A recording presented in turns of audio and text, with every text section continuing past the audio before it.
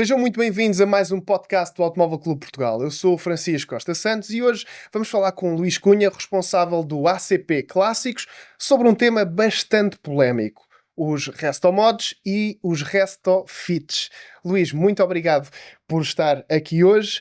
Este é um tema bastante polémico porque trata-se aqui de uma alteração das características dos automóveis ou até de uma construção totalmente nova. No que é que se define um Restomod? Viva, é um gosto estar aqui. Não é assim tão polémico porque a definição internacional daquilo que são veículos históricos é clara. E, portanto, tudo aquilo que vai aparecendo com base nos veículos históricos, há uma série de tendências hoje em dia, mas que, no fundo, em boa verdade, não se enquadram, são alterações que não são elegíveis para aquilo que é um veículo histórico. Portanto, da nossa parte, não há fundamentalismo, portanto, isto não é uma coisa imutável, mas há um conjunto de alterações que tiram de fora do grupo de veículo histórico muitos dessas transformações. Ou seja, quando falamos de modelos como os Singer ou os Chimera com o 037, que é uma réplica, não estamos a falar então de automóveis clássicos de forma nenhuma.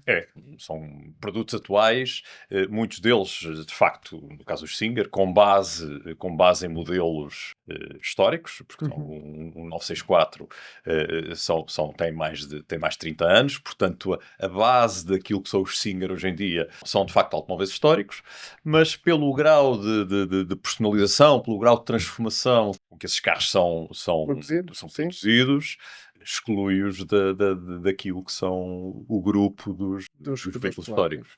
Esta é uma tendência que tem tido alguma popularidade, por exemplo, em países como no Reino Unido, mas que já em Portugal se chega a conhecer agora marcas que estão a pegar em carros e a transformá-los totalmente. Nota-se esta procura ou ainda é algo muito pouco conhecido ou pouco procurado?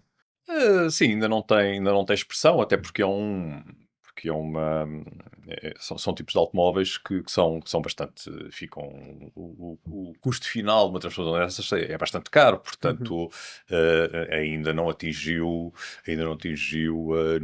números que Sejam significativos. realmente em Portugal. Mas em todo o caso, em Portugal acresce aqui outra dificuldade, que é depois a legalização desse tipo de transformações. Quer dizer, É um processo complicado. é um processo complicado. O Reino Unido é um bom exemplo, porque desde sempre, no pós-guerra, houve grande, enfim, e até por dificuldades económicas, houve uma tendência muito grande na produção daquilo que eles chamavam o modelo special, portanto, a partir normalmente de carros familiares fechados, muitos deles anteriores à guerra, aproveitavam o chassi e a mecânica para produzir automóveis desportivos, automóveis de corrida, normalmente com carrocerias novas. E, portanto, a Inglaterra sempre foi muito aberta a esse tipo de transformações, mas ainda assim há umas que se enquadram no espírito daquilo que é um veículo histórico, outras, pelo seu grau de transformação, não têm hipótese. E Luís, e é se cá por aí que vamos, porque para além dos Restomods, falamos também dos Restofits, ou seja, instalar peças modernas ou peças que não são da época do carro para o tornar mais conduzível ou para o tornar mais fácil de guiar. No caso, podemos ir desde uma direção assistida ou passar a pôr uma direção elétrica num carro, até um ar-condicionado ou... Primeiro, gostava de saber a opinião do Luís, se concorda com esse tipo de modificação ou se tem uma visão mais conservadora de que o carro deve estar, ou se isso até é um caso específico de cada carro e até que ponto é que um carro deixa de ser original. É uma questão de facto, interessante. Eu pessoalmente estou absolutamente de acordo com esse tipo de transformações, mas é tudo uma questão de bom senso. Portanto, a linha vermelha, digamos, é que essas transformações não sejam irreversíveis. Portanto, tudo aquilo que se faça num automóvel histórico, preferencialmente que seja reversível. O caso das direções assistidas é um bom exemplo e hoje em dia são bastante populares, porque muitas vezes faz a diferença entre o carro sair da garagem porque tem uma utilização confortável ou ficar na garagem porque tem a direção muito pesada e a condição física do seu proprietário não permite desfrutar do carro. Vendo isso nesse prisma de o carro estar 100% original e estar parado na garagem ou ter algumas transformações que melhoram o conforto da sua utilização e que de hoje para amanhã podem ser desmontadas sem pôr em causa a integridade do carro, acho que a direção assistida é um exemplo, o ar-condicionado é outro exemplo. Há de facto carros que para serem utilizados no verão atingem 50 graus centígrados no interior e, portanto, é uma questão até de segurança, não é tanto... Claro. Também se fala muito dos casos da ignição eletrónica, de certos modelos passar de... Mas aí já são questões mais técnicas de... Sim, mas ainda assim, um distribuidor eletrónico hoje em dia é uma coisa que desmonta-se um, põe-se o outro. Portanto, não é motores de arranque com mais potência.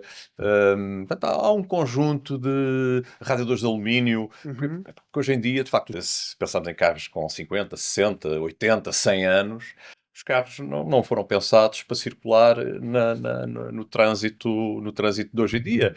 E obviamente que não estamos... hoje por acaso, vim até a sede do ACP no Austin 7 de 1928, vim do Campo Grande para a Avenida da República, pelo Marquês de Pombal. É claro que não é longe de ser um carro deste no para-arranque, quer dizer, não fica-nos a chamar nomes. Está pensado para outra época. Claro, outra época, e passeios de estrada aberta. E, portanto, esses auxiliares do sistema de refrigeração, como ventoinhas elétricas, radiadores de alumínio, são coisas que são absolutamente admissíveis e não prejudicam aquilo que é a condição de integridade do automóvel. Luís, mesmo nesse caso concreto por exemplo, peguemos nesse Austin 7, existem alterações que mereçam ser... Não, o Austin 7 quer dizer, esta geração de automóveis é muito antiga. É muito antiga. Há poucas alterações que se façam, porque de facto, quer dizer, isto vir para o centro de Lisboa numa manhã de quarta-feira foi a exceção, não foi a regra. Portanto, são carros que dificilmente têm este tipo de utilização. Não é? E, portanto... poucas transformações se fazem nestes carros. Naqueles modelos mais utilizáveis dos anos 50, 60, 70, desde que seja feito com bom senso, irreversível, não existe qualquer... Não há. Porque temos que perceber que há aqui uma questão que é a questão geracional, que é determinante neste nosso movimento. E, portanto, não podemos parar no tempo, não é? Não podemos... a técnica dos automóveis evoluiu, as pessoas estão habituadas a um tipo de utilização e, portanto, naquilo que se possa ir ao encontro do conforto e da facilidade de utilização, isso também faz com que é benéfico para o movimento, porque se a experiência for muito traumática, um carro a aquecer, não há nada mais angustiante que ir a conduzir um carro que de repente está a aquecer e não ter uma ventoinha elétrica para poder ligar. Exatamente, e muitas pessoas não sabem como reagir numa situação dessas. E, portanto, são pequenas concessões que temos que fazer para que estes automóveis continuem na estrada, que é o lugar deles, não é? Portanto, não queremos estes automóveis nos museus, nas garagens, queremos que, de facto, continue a ser um museu sob rodas, que é aquilo que vamos ter... Vamos ter proximamente no Raio de Figueira da Foz de Lisboa, vamos ter... carros para a guerra, não é? Um conjunto fantástico de carros para a guerra que vai ligar Figueira da Foz a Lisboa em mais de 200 km, como aconteceu na prova que deu origem ao Real Automóvel Clube de Portugal em 27 de outubro de 1902.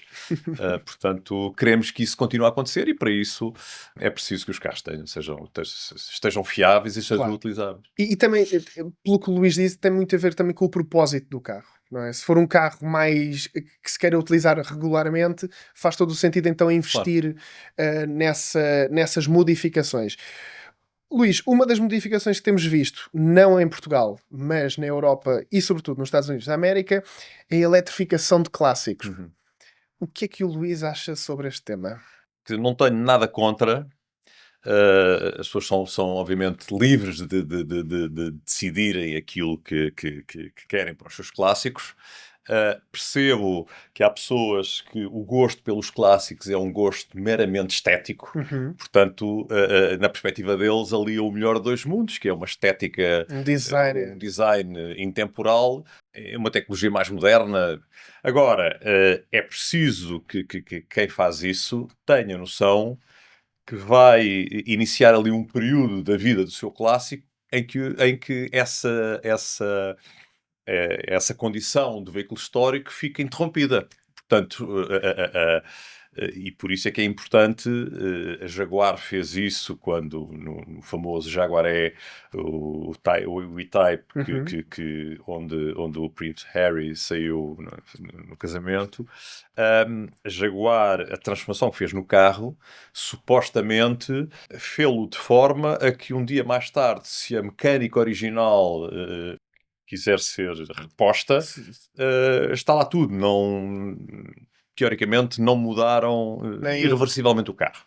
Portanto, nada contra, mas deixam de ser aceitos enquanto, e isso é a posição oficial da FIVA.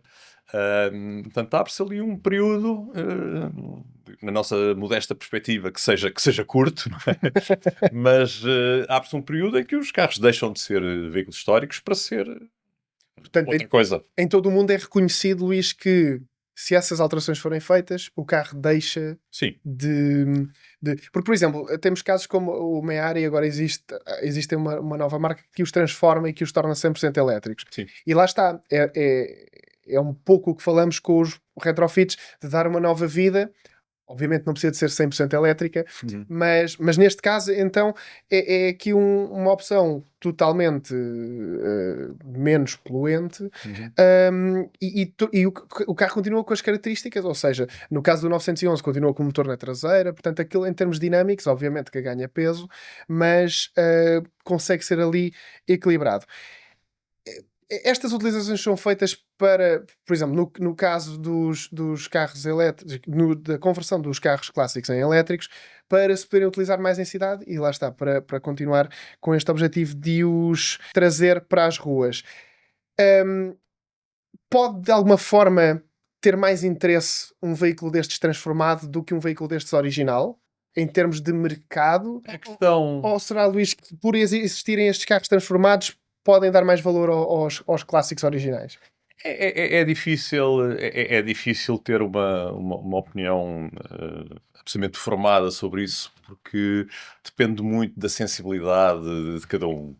Hum, a questão da mecânica original do carro é uma das coisas que mais caracteriza a utilização, a condução de um clássico, tem muito a ver com o ruído que emite, com as sensações que provoca. E Toda a experiência. toda a experiência. Todos nós já experimentámos carros elétricos, são de facto uns meios de transporte eficientes, sem qualquer espécie de dúvidas, mas é uma experiência completamente diferente.